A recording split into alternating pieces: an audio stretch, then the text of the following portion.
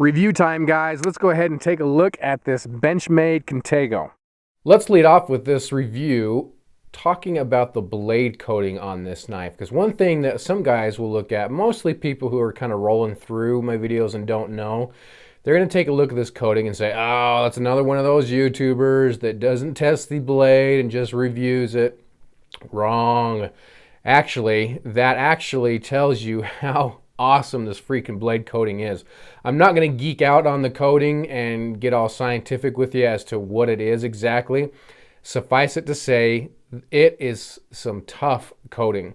I have a video that I was testing the M4 steel.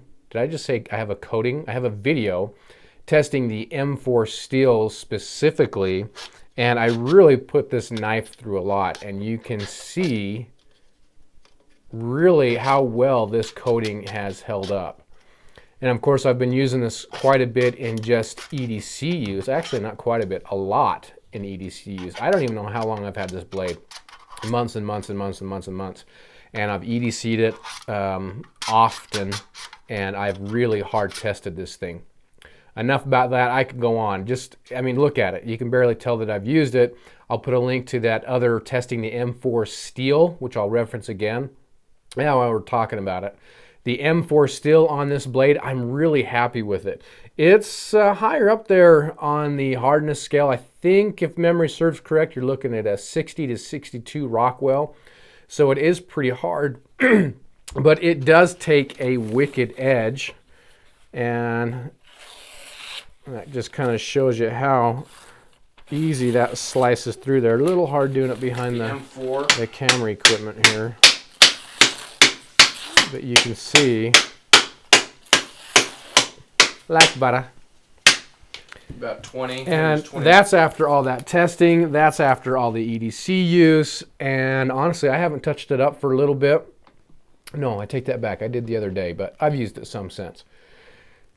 I really like M4 steel. Now, a lot of you are saying, well, if it's that hard on the Rockwell scale, then it's probably going to be difficult to sharpen. You know, I'm coming to the conclusion that with these higher end steels, it's not that they're difficult to sharpen. Again, my experience is that they just take a little bit longer to sharpen.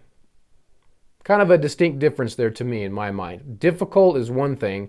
It just takes a little bit longer to get your edge. Now, I do all my edges by hand. So if I can do that by hand, I'm certain that a lot of the other things that people use out there, they're going to get good results from them, but it might take you just a little bit longer. But I'll tell you, the edge retention, man, to me, is really worth it. I'm a big fan of this M4 steel. Blade on this is 4 inches long, so this is a little bigger on the EDC side to some.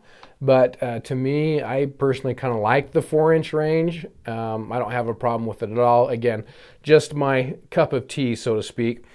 Blade shape on it, you can see that reverse tanto. One thing, I just like the looks of it. But functionally, what you get is you get somewhat, I mean, it's a good tip, a good working tip to deal with. But also, and really what it provides, is a good, strong tip, being that reverse tanto. And I kind of stay away from the tanto blades, however you want to say it. More just because they're a pain to sharpen. I feel like I have to sharpen my knife twice. Again, just me.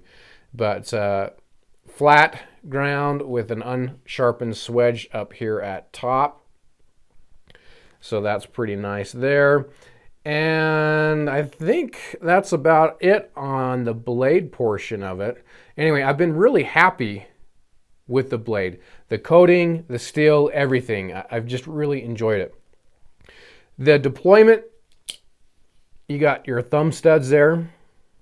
You kind of see how they're tapered down. Same size on both sides. Say that fast 5 times. And you've got a little bit of a groove here, if that's what you want to call it, that gives you kind of a slope down to that deployment. And again, I'm kind of behind the camera funny, but you can see it deploys fairly smooth, actually really smooth. Watch it drop. So out of box, it came really, really smooth.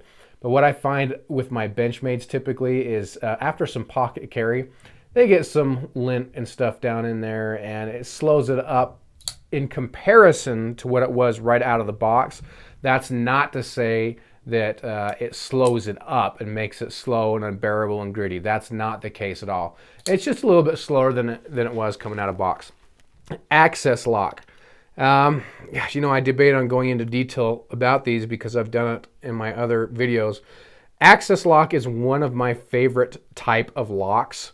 Not necessarily the access lock per se, but the function of it.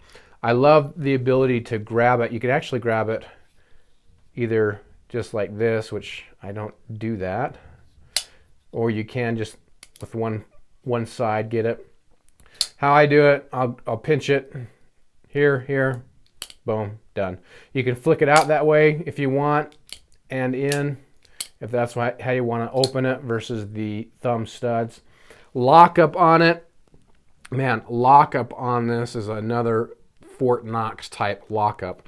It is a solid blade, and again, I've put this through a lot, and it's held up great to what I've put it through.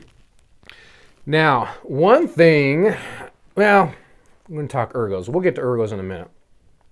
Let's go ahead and take a look at those handle scales. Those are G10 handle scales, and those are aggressive handle scales.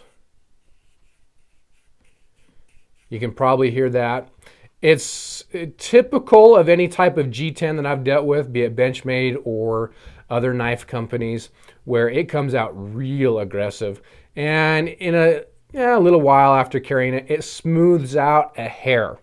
Now, I say that because it's really aggressive, and now it's aggressive. And you guys know me, I really like the aggressive grips on my guns. I like it on my knives. So to me, I love it. I love the aggressiveness of the G10 handle scales on this, and specifically what this knife is designed for. Rock on, man, I love it. You can see what they've done to the G10 here. It gives it some really nice traction. Not only that, but aesthetically, I like the looks of it. Now, let's get into some ergos. The question I get most about this knife is, man, how are the ergos? I hear the ergos are pretty bad. You know, I think the ergos are going to turn off some guys, specifically the corners on this blade.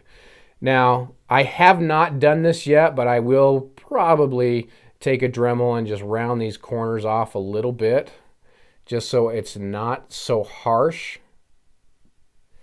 But that's what turns people off from this knife quite a bit, are those ergonomics. So if this were going to be my only EDC knife, well, it probably wouldn't be. I would likely go with a different blade with a little kinder ergonomics. That said, and I'm jumping a little ahead about what I want to talk about. That said, I don't mind it. I'm not going to carve a spoon with this blade. I'll tell you that right now. But for EDC use, and I think for what most people are going to be using their EDC blade for, you probably not going to bug some of you out there, would be my guess. I mean, honestly, how many guys really hard use their blades? I don't know. But take it for what it's worth. Again, am I gonna carve a spoon with this? No. I was carving something. What was it? One of my Target stands. I had to whittle down a little bit to make it fit better into the PVC, and so I grabbed it and was whittling that down. And yeah, definitely, you could feel all the hot spots. But again, keep in mind what this blade is designed to do. It's not designed to carve spoons. So in some respect, you can't knock it for that. Ergos in general for EDC blade, yes, I would throw a word of caution. All right, moving on. I've spent enough time on that. Let's get to more of the handle and what we've got going with the liners. You can see inside that they are milled. to lighten it up quite a bit. And the liners themselves have all, all of this jimping here, here, here. This is truly a knife. When you grab it, it grabs you back here. And then this back spacer, it's got that nice traction on the back too. I love it. Again, for the design of this knife, personally, I dig it. And you can feel those things, man. When you grab the knife, you can feel that you're grabbing these two. So you know what? Again, that's where I go back to. Is this going to be my only EDC knife? No, it's not. This part right here has never bugged me. One thing you got to be careful with reviews, and honestly, the vast majority of my viewers understand this. They're mature enough, and I appreciate you guys. But when I grab this, I have no problems getting my fingers in there. It feels comfortable to me. They fit fine. Now, I was over at the late Boy Scout's house. We were chilling in his garage, just BSing about knives, guns, YouTube, all kinds of stuff. It was fun. He didn't like it because his middle finger kind of came right here. And so for him, it was just not that comfortable. So maybe if you've got bigger hands, I don't know, you may not like that. I've got, I would say, medium-sized hands, and I don't mind it at all. It doesn't bug me. Going to the back of this, you have also, which I don't know, I just think is cool. You've got the carbide glass breaker, so that carbide tip right there. And I have used that as well, and you know what? It functions as you would expect. I did get some feedback from one guy. I think his brother worked in a wrecking yard, and he used his all the time, and it ended up kind of flattening it out a little bit. But I would say that 98%. The vast majority of people are not going to use this carbide tip enough to really notice a difference. But I have used it in the garage on some test windows, and it worked as intended. In fact, there's some scratches on the clip as evidence. I think I've got a vid out there too. Actually, I had my kids with me. They thought that was kind of fun. And while we're talking about the clip is a pretty deep pocket carry. It carries great, especially for the size of knife that it is. It is coming in at, how heavy is this thing? Let me check. 5.92 ounces. So this is a blade that is heavy. Again, guys, 5.92 ounces in an EDC knife that I carry in my front pocket, I don't care. Now, am I going to take this backpacking with me? No, I'm going to opt for a lighter knife if I carry something like this with me. So EDC, don't have a problem with it. Backpacking, okay, maybe we are getting a little heavy. So kind of depends on what you'll be using the blade for.